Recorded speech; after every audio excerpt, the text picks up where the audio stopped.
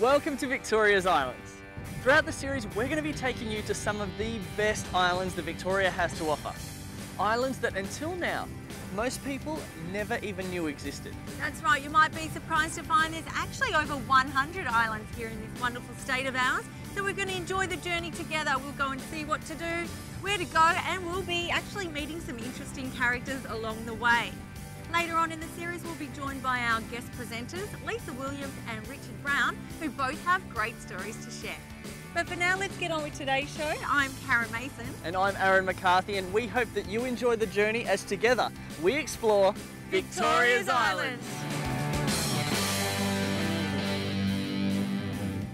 Raymond Island is a small island in the Gippsland Lakes about 300 kilometres from Melbourne. The island is approximately 6 k's long, 2 kilometres wide and just 200 metres off the coast across from the town of Paynesville. The best way to see the island is by boat, and today I plan to do that in style. We're just about to head in and see the team at the Freshville Heaney Wooden Boat Building Co. Now what I found quite humorous was on their website it says if you rock up at morning tea time and bring a packet of chocolate biscuits, they'll happily show you through the factory. Hey, who do these belong to? Oh, good morning. Well, you've turned up at the right time. It's almost morning tea. We'll put the belly on.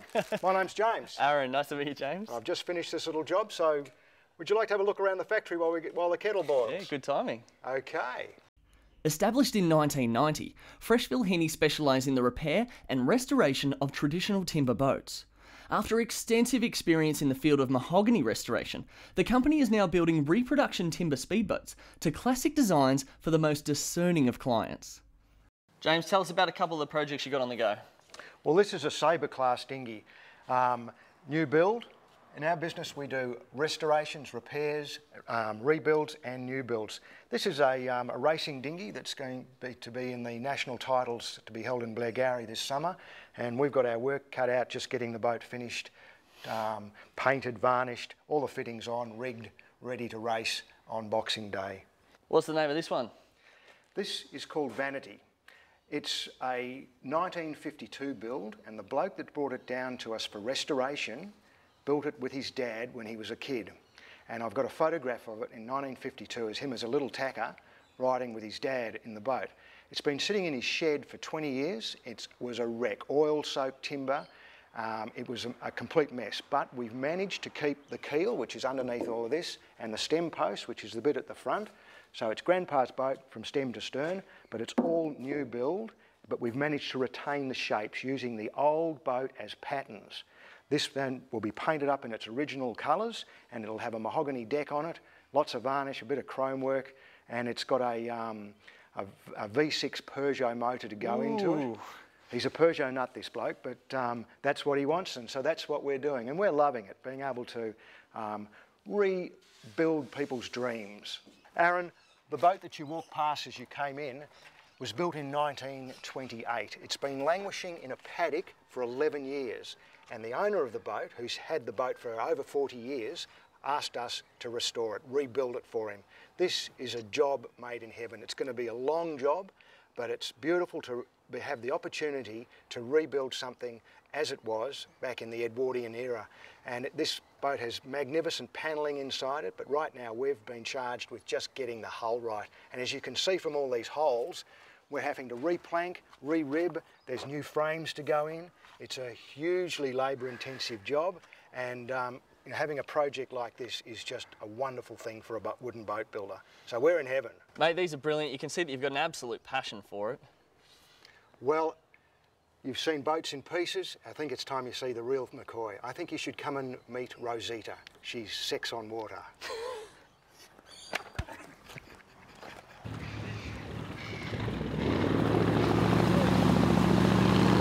As a director of the company, James Freshville is a skilled boat builder with over 40 years experience in the game. Along with his wife, James built a small classic yacht and sailed to England from Australia, where he later worked at Freebodies, a famous boatyard on the River Thames, restoring and building finely crafted launches. Rosita was designed in 1924 by John L. Hacker, who was the Steinway of boat designers in that era. James found a faded and scrunched up blueprint in a 1938 motorboat magazine from the USA. He instantly fell in love, and the rest is history. James built the replica using modern wood epoxy technology for a lighter, stronger and faster boat than the original.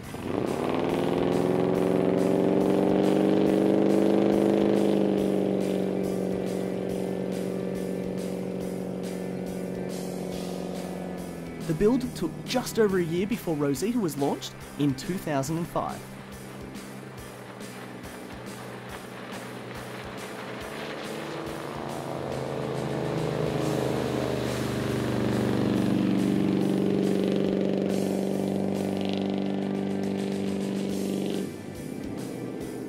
Many locals associate the identity of Raymond Island with its iconic ferry, and why wouldn't they? It's grown from a mere rowboat provided by the Shire in 1888.